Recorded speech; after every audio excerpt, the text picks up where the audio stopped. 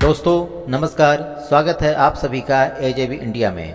दोस्तों, अच्छे व्यक्ति का संबंध उस गन्ने के समान है जिसे आप तोड़ो, मरोड़ो या फिर कुचल दो, आपको उससे मीठा रस ही मिलेगा। इस वीडियो में बात होगी सभी 15,000 अभ्यर्थियों की, चाहे वह सेलेक्टेड अभ्यर्थी हों या फिर याचिका डालने वाले अभ्यर्थी। सेलेक्टेड अभ्यर्थियों की ज्वाइनिंग की बात होगी। याचिकाकर्ताओं में से किनको मौका मिलेगा इस भर्ती में ज्वाइनिंग के लिए, बिना अनुभव वालों की भी जांच क्यों हो रही है तथा गठित कमेटी किन बिंदुओं पर जांच कर रही होगी या कर रही है। तो कुछ दिनों से कई सारे कमेंट आप लोगों में से कुछ लोग कर रहे थे इस भर्ती को लेकर, चयनित सूची को लेकर, और भी तरह तरह की क्वेरी थी जो भ्रमित किए हुए थी कि आगे क्या होगा। दोस्तों, 10 जून को कमेटी सेक्शन में चैनल द्वारा 4 पोल किए गए थे और यह पोल अकारण ही नहीं थे। यह पोल जुड़ा था सभी 15,000 अभ्यर्थियों से, अनुभव वाले अभ्यर्थियों से लेकर बिना अनुभव वाले अभ्यर्थियों से भी। आप सभी के तमाम सवालों से कि आगे क्या होगा। यह पोल अप्रत्यक्ष रूप से जुड़ा था ज्वाइनिंग के समय को लेकर कि कितना समय लग सकता है। यह पोल जुड़ा था जुलाई में क्या जजमेंट आ जाएगा या फिर आगे तारीख बढ़ेगी। यह पोल उन सभी याचिकाकर्ताओं से जुड़ा था कि कितने याचियों को मौका मिल सकता है, कौन कौन वह याची हो सकते हैं। किंतु अफसोस की बात यह है कि 15,000 अभ्यर्थियों में से मात्र 400 अभ्यर्थियों ने भी वोटिंग नहीं की। जो सिलेक्टेड अभ्यर्थी हैं 3,000 से ऊपर, उनमें से भी 12% लोगों ने भी वोटिंग नहीं की। आप लोगों को लगा होगा कि क्या बकवास हो रहा है, उल्टे सीधे कमेंट शुरू कर दिया गया करना। एक दो महिला अभ्यर्थी तो शिष्टाचार ही भूल गईं कि बात कैसे की जाती हैं।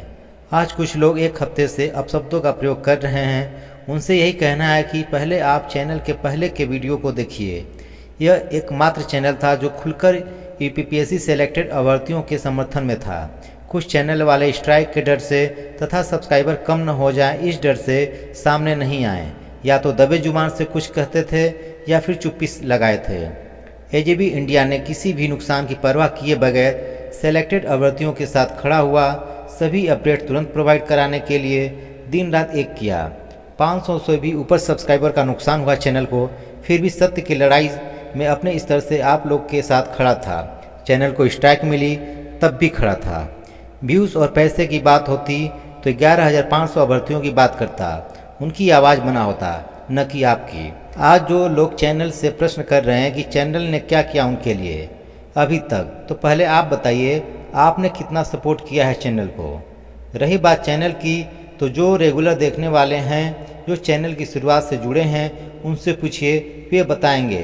अनुभव, स्रोत तथा जानकारी, इन तीनों से मिलकर ही एक आकलन बनता है या कोई कर सकता है सही किसी बात का आकलन। बात करते हैं उन याचियों की जिनको मौका मिल सकता है।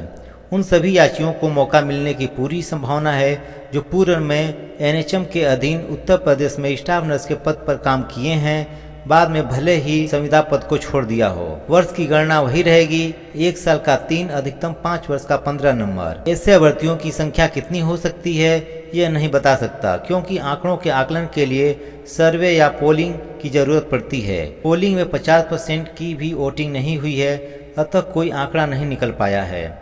जितनी वोटिंग है उस हिसाब से 5-10 की संख्या हो सकती है या इससे भी कम। इनको मौका इसलिए मिलेगा या मिल सकता है क्योंकि एएनएम भर्ती की डीबी में एनएचएम में कार्यरत तथा पूर्व में कार्यरत दोनों का डिजिटल क्यूआर कोड अनुभव प्रमाण पत्र सीएमओ द्वारा जारी किया गया है। दोनों को भर्ती में पूरा मौका मिल रहा है। अनुभव प्रमाण पत्र उन्हीं का मान्य होगा जो सीएमओ के द्वारा जारी किया है, उन सरकारी अस्पतालों को छोड़कर जहाँ पर निदेशक की नियुक्ति होती है या हुई है, तथा मेडिकल कॉलेज को छोड़कर। एमओआईसी द्वारा जारी मान्य होगा या नहीं, यह कोर्ट द्वारा ही क्लियर होगा।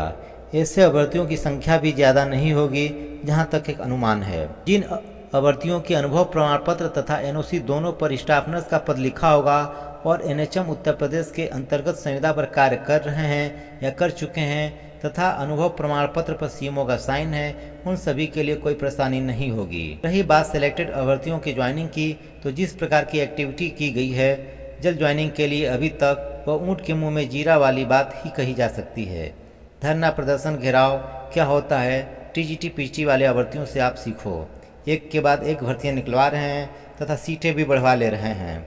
अभी तक जो बातें निकल के आ रही हैं वो यह है कि पहला, सेलेक्टेड अभ्यर्थियों की ज्वाइनिंग जुलाई में हो सकती है या फिर अगस्त सितंबर में। दूसरा यह कि गठित कमेटी के रिपोर्ट अवधि पर भी निर्भर कर रही है ज्वाइनिंग। अगर हाल फिलहाल रिपोर्ट कमेटी दे देगी तो महिला अभ्यर्थियों की ज्वाइनिंग प्रोसेस तत्काल शुरू कराने में कोई अड़चन नहीं है। तीसरा, कोर्ट के निर्णय के बाद ही सभी की ज्वाइनिंग हो सकती है। चौथा, कोर्ट ने स्टे रिक्त सीटों पर लगाई है।